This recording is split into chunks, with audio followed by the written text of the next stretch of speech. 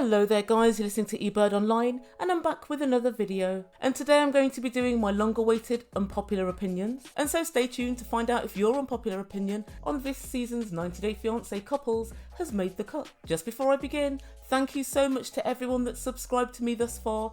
The love you guys give me is much appreciated. And I'm well on my way to 34,000 subscribers, which I can hardly believe. But if you haven't done so yet, please press the subscribe button and press the bell notification for regular updates. You can also follow me on Twitter at Ebird99. And also guys, please don't forget to press the like button. It makes a massive difference as to how YouTube prioritise my video in search rankings. So please don't forget to just press that button. So without further ado, Unpopular Opinions Part 1. Now the first unpopular opinion I'm going to discuss is Angela and Michael. So as you know, Angela's been to Nigeria 3 or 4 times now, but Michael's still no closer to getting to the United States. So on previous seasons, we've seen Angela trying to get Michael's green card, but she's now decided to get married in Nigeria. But many of you think that the relationship should just end here. And so one of my subscribers, Mira Witsack, apologies if I haven't pronounced your name correctly, has an unpopular opinion which is as thus. Michael just wanted his green card at first, but now he has become so dependent on Angela and addicted to her controlling, aggressive personality, he believes it's love. Like the wife of an alcoholic or a victim of domestic violence, he doesn't see any other option now. So by any chance he gets to the United States, he'll stick with Angela. And this is an unpopular opinion that I actually agree with. As we know, when Michael and Angela first met on Facebook, where else? Michael had hundreds of other women he was talking to. And Michael was just fishing around for a green card, but he managed to pull up the equivalent of a rusty old shopping trolley. Enter Angela. Early on in their relationship, as we know, Michael cheated on Angela and they've been through their ups and downs. But I now do believe that he is dependent on Angela for 2 reasons. The first reason, she stopped him from working. And I can almost hear Syngin saying, this is a relationship dreams are made of. But the reason she stopped him from working is extremely sinister. It's so that he can't meet other women and that he's more dependent on her financially and emotionally. She sends him money each month, and so he hasn't developed himself or progressed for the last few years because of this. And that definitely is a controlling aspect of her personality. And I think the second reason that he's become dependent on her is because he's so fixated with the idea of finally getting to America. He's prepared to let go of his friends. He's prepared to potentially have problems with his family, all for Angela. And also I feel like he thinks he's put so much time into this relationship, if he were to pull out now, he would have basically entirely wasted his time for the past 4 years. So he's clinging on for dear life. So the Ebird completely agrees with this unpopular opinion. And on the same couple, Amber C has another unpopular opinion. Angela is abusive towards Michael, but it gets overlooked. 1, because people can't conceptualise the fact that men can be abused by women.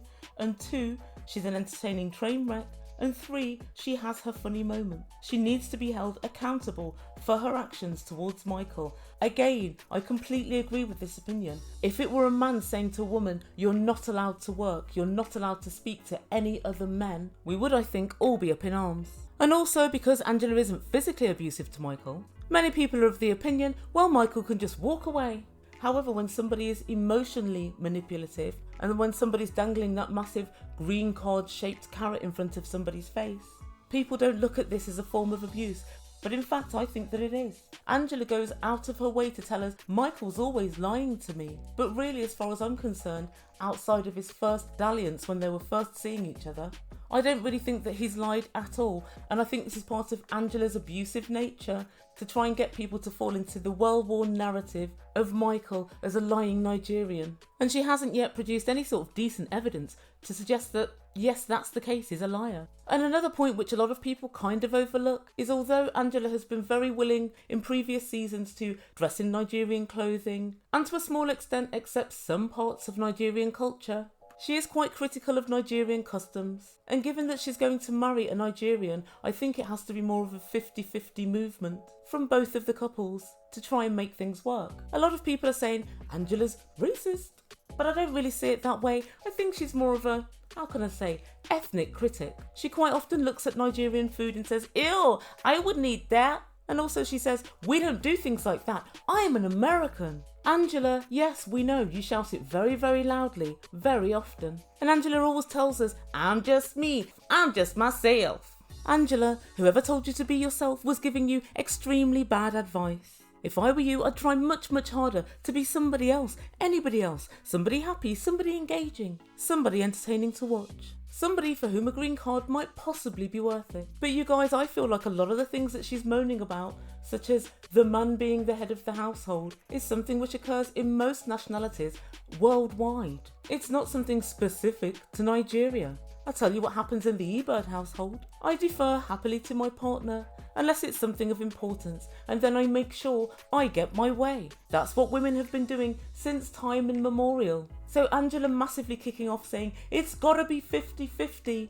I can't let Michael be head of the household, I think is a completely ridiculous stance. Just go along with it, and then do whatever you were going to do when you get to America anyway. And let's be real, it's not really going to be 50-50 with her and Michael, it's going to be 90-10. Michael's in for a rude awakening if he ever believes it's going to be 50-50. And another unpopular opinion from one of my subscribers, Leslie Lucero, says this: I was very bothered when Angela would not cook her soon-to-be in-laws dinner. She wouldn't even help in preparing the meal. She kept saying she's American. I didn't realise that in America, we are taught not to be good hostesses or hospitable to guests in our home. I am horrified to think of what his family thinks of American women. I feel bad for Michael. He will never be treated with respect or as an equal in this marriage. And again, I completely agree with this point of view. And I think it's all part of Angela's plan to establish dominance in this relationship and to in some way belittle Michael. And let's talk very quickly about this baby storyline. Angela wants us all to believe that she's been carrying around this one egg, which might turn into a baby. For her and Michael, Angela, you're 54. What do you think science does? Bend itself around you. And either Angela's delusional or she's very, very stupid. Or maybe even both. And last time Angela saw the doctor and the doctor said, you're infertile. And Angela said, I want a second opinion. A second opinion? Oh right, you've got an awful, awful personality as well. And so to summarise, I don't think we benefit from seeing this couple on screen anymore, because I do believe it to be an abusive relationship. And Angela, your whole purpose in life is simply to act as a warning to others. That's what I believe.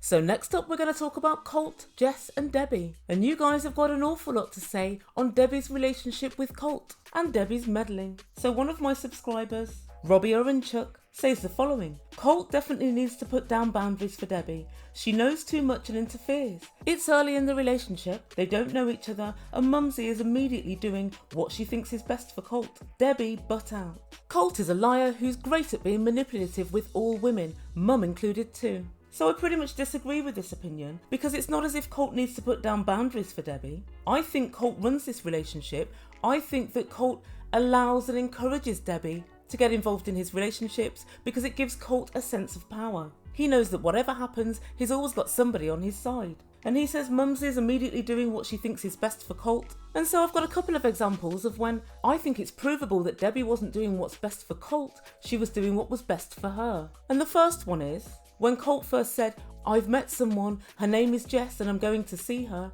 Straight away Debbie was going, no, no, no, no, no. What was that for? You know nothing about this girl thus far. He hadn't even told her that she was Brazilian at this point. She didn't know that she was Brazilian, and she didn't know she needed a green card because as far as she was concerned, she lived in Chicago. So what did you think she was saving Colt from? And what exactly was the problem? She doesn't want Colt to go out with anybody at all, but she knows this is virtually impossible, so if he is to go out with somebody, it probably would be someone like Vanessa, somebody that's happy to have Debbie third wheeling. If Colt said, I found somebody and she wants to live with me and you, Debbie would be absolutely fine with it. Debbie's only looking out for herself. I don't think she's trying to do what's best for Colt at all. If she were trying to do what's best for Colt, she would say, you're old enough now, son, you're working full time, you should move out and have your own space, and I will try and get a life for myself outside of what you're doing. And another time when Debbie didn't have Colt's best interests at heart was a couple of seasons ago when he was with Larissa, and Colt's only close family, John, was manipulated by Debbie into absolutely hating Larissa. Now you might think this is just because Debbie didn't like Larissa, but she specifically told her sister, who was John's mum, they want to kick me out. I don't know what's going to become of me. It's just awful. I'm so scared. I don't know where I'm going to live. But in doing this, she puts Colt's relationship with his cousin John at risk as well, because John was looking sideways at Colt thinking, how can you treat your mother so disgustingly? You're so selfish. So he went to the infamous barbecue, all fired up and let rip at Larissa, but he was also really angry with Colt, and he also threatened that he wasn't even going to go to Colt's wedding. So Debbie's meddling put Colt's relationship at risk. So to me, that was definitely all for Debbie's benefit. She wanted to pile the pressure on Larissa just for her own benefit, and any other relationships ruined were just collateral damage. So yeah, in conclusion, I disagree with the fact that Debbie is acting in Colt's best interest. I think she's very self-interested. And another of my subscribers, Jennifer Anderson, says my unpopular opinion is about Debbie and Colt. I don't believe she wants Colt like a boyfriend. I think she does have a close relationship with Colt as a widow and son. Colt has always been coddled by her, obviously. Colt moved Larissa into her home. Larissa gave her no respect. I do, however, think they're playing up the overprotective mum for the show now. It's Deb's home. Colt needs to grow up and move out. So whilst I agree with some of this, there's one thing that's wrong there. It's not Deb's home. Both Debbie and Colt both co-leased that home. And so it's a rented property, and it's not as such Deb's home. If Colt were not paying the rent with his salary, she wouldn't be able to afford to stay there. And I think because of this fact, she has to accept if Colt decides he wants to move on with his life and move somebody in, she has to be more malleable with regard to his wants and needs. And she also has to realise that any woman coming into that situation is going to need time to find their feet, is going to find the situation somewhat strange, because most of us don't ever move in with our mother-in-law. I honestly really dislike Debbie as a character, and I could literally rip Debbie apart for 2 weeks straight and I'd only be lightly abrading the very top of the surface. I think Colt has learned all his manipulative skills and all his gaslighting skills from Debbie. He's a chip off the old block. So guys, let me know what you think in comments down below. What do you think of Debbie and Colt? And do you think anybody would be the right girl for Debbie?